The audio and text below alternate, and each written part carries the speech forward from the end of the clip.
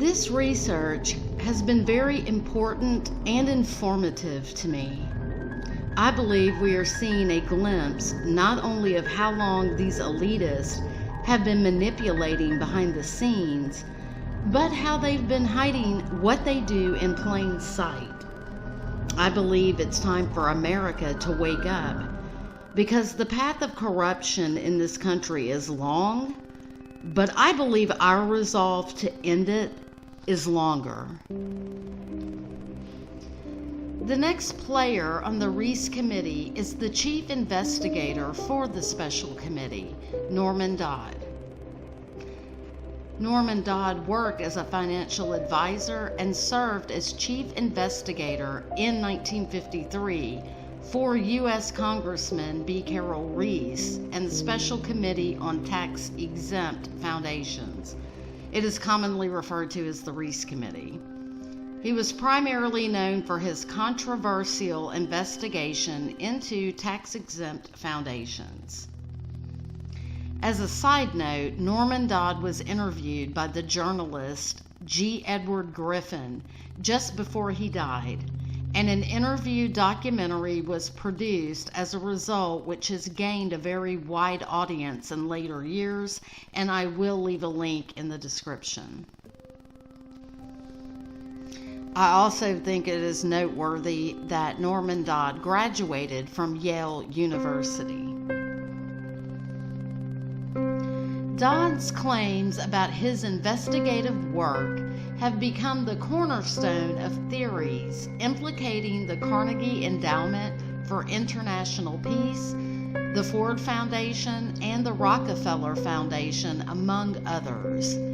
He stated in his findings that many foundations were intentionally campaigning to involve the United States in such wars as World War I, and they also sought ways to warp American teaching of history through explicit control of the education system in the United States.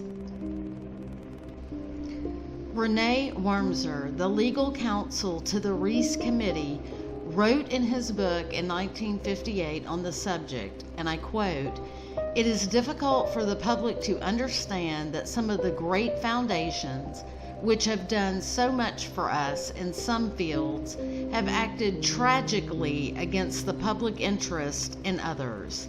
But the facts are there for the unprejudiced to recognize." Close quote.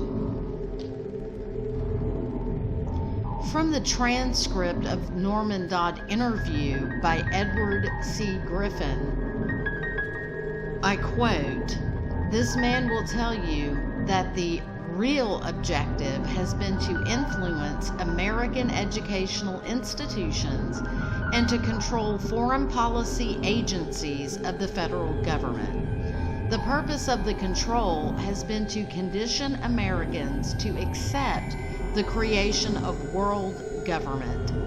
The government is to be based on the principle of collectivism, which is another way of saying socialism, and it is to be ruled from behind the scenes by those same interests which control the tax-exempt foundations." Close quote.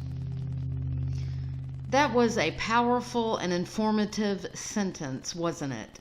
Mr. Dodd is telling us, we the people, the real objective of the globalist and the elite. I am quoting from the actual transcript of the interview of Mr. Dodd. And I encourage anyone and everyone to read the transcript for yourself. I quote, and this is Mr. Griffin asking the question, quote, "What were some of the details, the specifics of what you told the committee at the time?"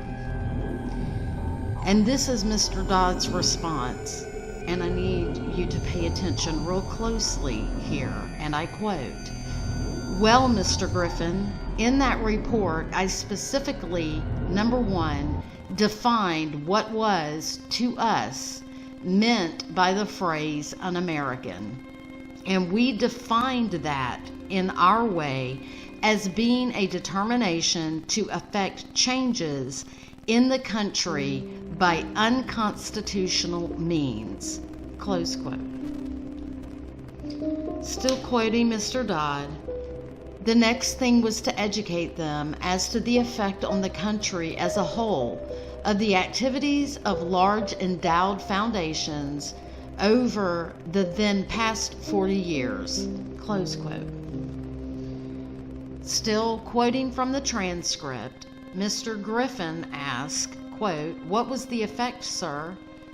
Mr. Dodd responds, quote, "That effect was to orient our educational system away from support of the principles embodied in the Declaration of Independence and implemented in the Constitution, and to educate them over to the idea that the task now was to effect an orientation of education away from these briefly stated principles and self-evident truths."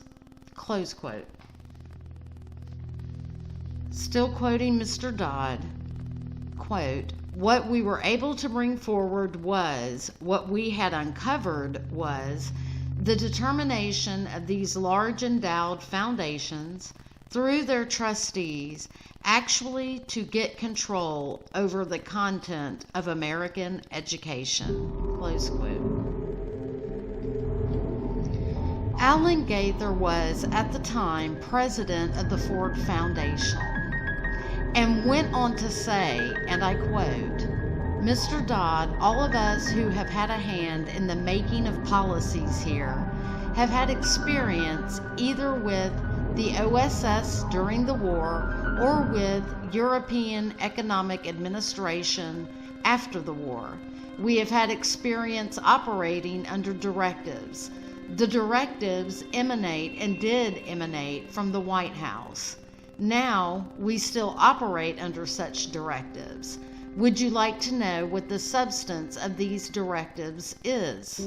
Close quote.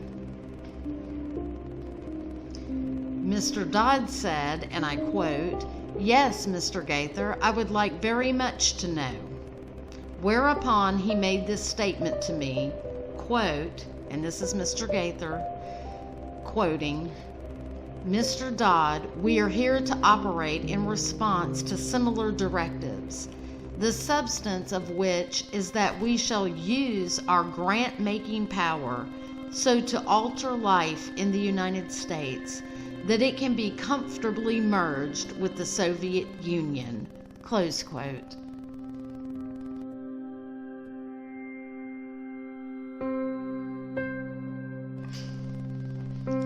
We are stopping here for now, but I believe we are starting to understand the importance of the Reese Committee and what it uncovered at the time.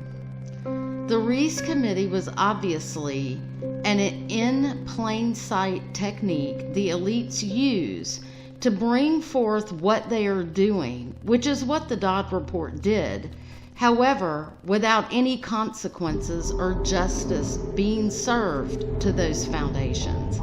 Sounds awfully familiar, doesn't it?